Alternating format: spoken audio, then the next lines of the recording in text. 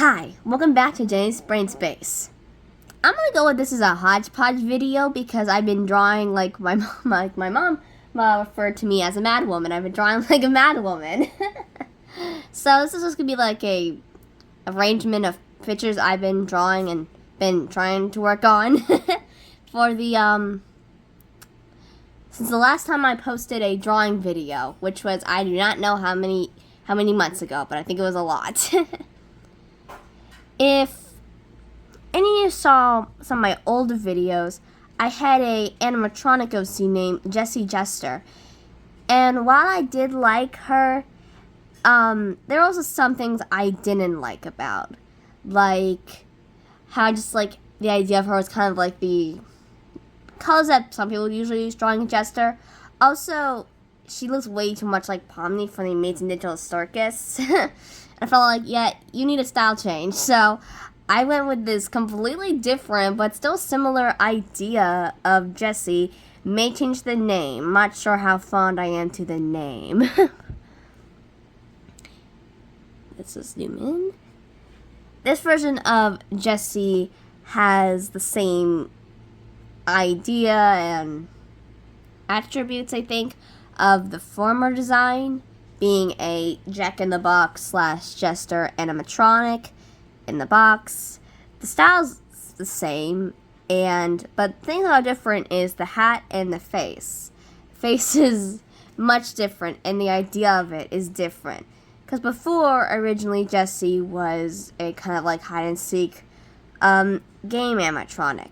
But after a while, I find that's a bit too complex. Even though it was a cool idea, it's a bit too complex for an animatronic to have. Also, I might be working on another thing in my brain. Because I would have two things. Why not a third thing? Mainly because I like mascot horror. I feel like how people can do it, it gets very creative. And why not I draw some characters? So, I got the hat idea. I'm gonna change it. The red's a bit too bold. There we go. Instead of just a hat with hair sticking out, it's a whole hat thing. And I'm not sure if these bells look familiar, but in shorts, I was drawing jesters, and I made two jesters, sunny and cloudy emotion, and the bells had the frowny face and the smiley face on it. So I decided to put that into Jessie's new design to kind of fit her new way she works. I don't know, I can't find the right wording. Instead of a more Jack-in-the-Box springy waist, it's more of a collapsing waist, like a Slinky Dog toy. I'm not sure. I know how they work. I just don't know how to say it correctly. So, what I was thinking, I also have this funny doodle. I'll get a bit to more of it. Jessie's animatronic is a bit different. She does not have a full endoskeleton head like some animatronics might have. Her head is probably almost fully hollow, as she does not have a voice box on her, or I guess in her head, it's on her chest, as you can see from the speaker. This reason is because there needs to be room for her to be able to flip her face, as Jessie can, I think on her own, can swap her face to be either the happy Jester or the frowny Jester, making it, she needs space to. Susie's laying next to me, and I don't want her to bug me because she has a ghost. Good, Mama. Her face needs to be hollow so there's enough room for it to switch without any problems. But as this is going to be based off of Horror Mascot, because the only horror I like is Horror Mascot, but I mean, people can be really creative with it. I also did this horror doodle. I know it doesn't make sense, but I just like calling it horror doodle to kind of represent like, what if Jessie's mask did get stuck in the middle of turning, kind of showing her hollowed out face with the lights that are supposedly to light up her eyes.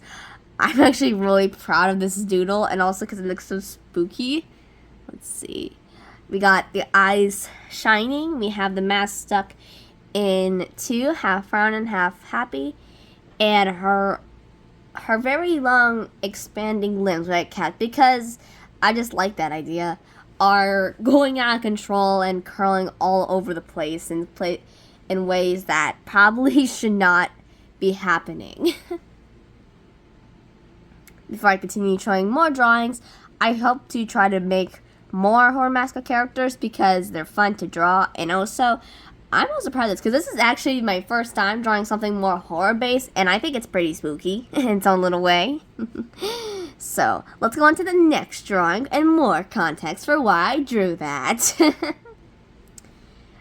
I recently got a new game on my Switch, and it's technically my first dating sim game, but of course it's the most non-like a dating sim game. Because tell me, when you think of dating sim, what do you think of? Do you think of anime characters or maybe anime versions of monsters?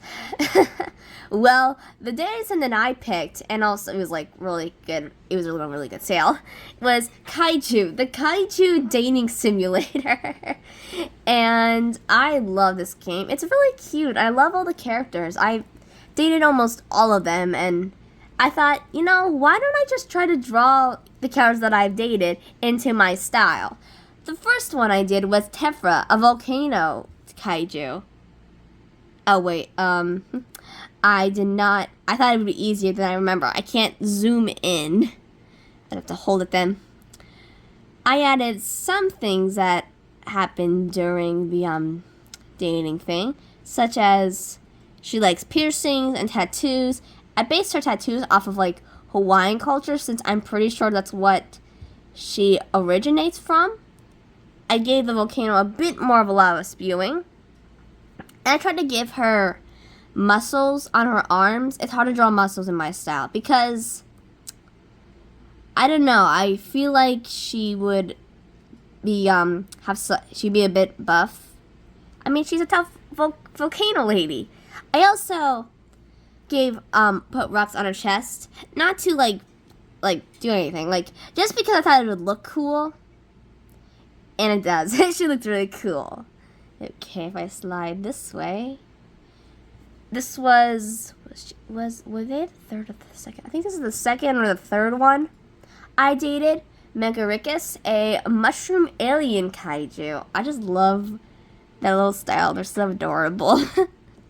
So I try to mimic the shape because mine's very circly, and I also try to mimic the mushrooms in the right way, along with the dress. I kind of matched it a bit too close to it. I will change the dress because I couldn't draw correctly.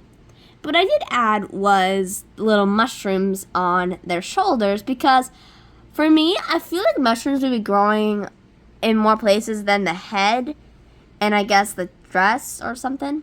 Because I don't know why, it just makes more sense to me.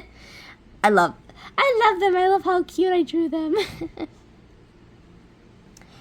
And technically, I successfully dated 4 of the kaijus, but I haven't drawn him yet. He is a buff bird. If you want any context, he's the next one I'm going to draw. It's a buff bird. And the other one that I actually love this character was Mothra, a little moss moth. That's hard to say. Say that 5 times fast. A motherly-like kaiju, and her end screen is when you successfully date her is with Gigachu and Mothra with Mothra's little babies, and they're so cute. Since I can kind of draw good anthropomorphic animals in my style, I did that. I added 4 limbs to kind of fit with the moth. I cannot know which to say moth or moth because they're so similar. I gave the wings and the, I don't know, the end part. I don't know what that part is called. And I put a lot of the moss fur thing all over her body. When I showed this to my friend Maddie, I like playing Cult of the Lamb, and my favorite character is Amdusius. So they have kind of similar ideas because they're very fluffy when I draw them. Yeah. So I have to draw the other ones. But I like this game. It's very cute. Let's just keep going. I drew a lot of stuff. That symbol down there is one of the things I work on called the flock. Basically a mafia version of anthropomorphic animals. One of the characters that I've been wanting to draw, but I never draw often, was Po Bazik. I don't remember how to say. I don't remember how to say their last name. My friend helped me with the last name, but I keep forgetting how to pronounce it. Whoops. It's fine. So the original one was fine, but then I looked at it like, I don't like how this is turning out, because Paul was technically the only person without a head of hair or whatever animal, because before Paul was bald. The only hair were like the little feathers that are on a male peacock's head, but it didn't look good. I didn't like how it looked. So when I finally came around to redesign them, I changed the hairstyle to make it a magenta color that you cannot see. There we go. And I added 2 pins instead of multiple to kind of show the feathers. I removed the eyelashes that I had in the original design, mainly because it looked like it was a bit too covering, it was a bit too much in the face. The outfit was the same because I liked the outfit. The outfit was fine. It was just how I drew then that I didn't like. I changed a bit how I drew the birds, like wings, hands, make them a bit more longer and I guess more bird-like. I was too late to draw that harm. I didn't know where to put it, so I just made it folding like I did for the original. I also changed the pants like a little bit. I had like the little slit a little bit, I would say. And I changed the peacock tail to be a little less floppy and to more of a shape. And if you saw, I don't think I even showed. I don't think I even made Poe when I showed the other flock characters. But I'll kind of describe it because I don't think I have it on ready. Poe was originally blue, yellowish green, and I think a bit of magenta. But when I was redesigning it, I didn't like it how the yellow part that of the tail that they originally had, it kind of, to me, it felt like it kind of clashed with the whole palette because, I mean, Poe was wearing red shoes and it just didn't seem right to me. So I changed the whole color scheme and such, and I'm more proud of how this version of Poe turned out. So I'll show like everything. The first was the horror mascot. The second was the flock thing. And the third I think I've been working on is my own kind of god's mythology because, let's be honest, some god mythology is very messed up. And I had these 2 ideas in my mind for a little bit. The god of sun and the god of moon. I do not have actual names for them, so right now they're just going to be called, they're just going to be referred to what they represent. Wait, I zoomed in on a thing. Let me fix this. There we go, that's better. They do not have hair, mainly because I tried to give them hair and it did not look good. And then, how I think like my versions of the gods is, if I can zoom back, is I have like a whole, I forget what it's called. Let's say like pyramid of like the different roles of the gods in their universe, but I haven't finished it yet, so I can't really show it. But for the god of sun and moon, they are higher gods, meaning they were not anointed godhood. They've just always been there, and there are more gods like them, like god of dreams or god of death and blah blah blah. You know, like all like the kind of main stuff I would say. So, and I feel like for higher gods, they kind of, their bodies kind of represent of what they represent. So the god of sun looks more like the surface of the sun, while the moon looks like well, you know, you can kind of tell what I mean. I'm really proud of this background because I never draw background. It's like the last thing I think of drawing, but I was like, why not? There's a lot of room, and I'm really proud of how it turned out. So the sun, the god of sun and the god of moon are dancing in the sky as as day turns to night.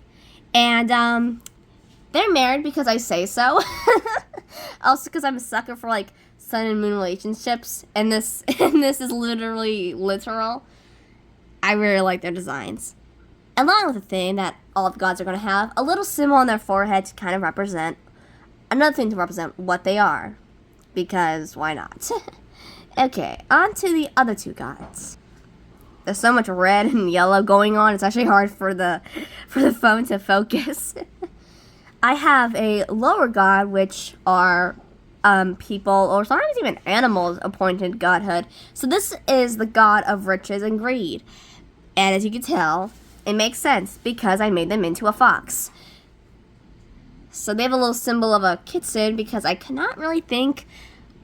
I wouldn't think like a dollar sign would look, you know, godlike. I guess kind of like I think I based it off of Indian culture to dress a little bit just because it looks cool. And both versions of gods of things, they have like a little halo or something. Yeah, I guess like a halo or something like that. But I guess for the god of riches and greed, it's supposed to they're like gold pieces of gold coins to represent a kitsune, which I guess makes sense. Originally a mortal fox, but then became this. I'm proud of how it turned out. I'm kind of glad I didn't add like kind of like furry hair on the top.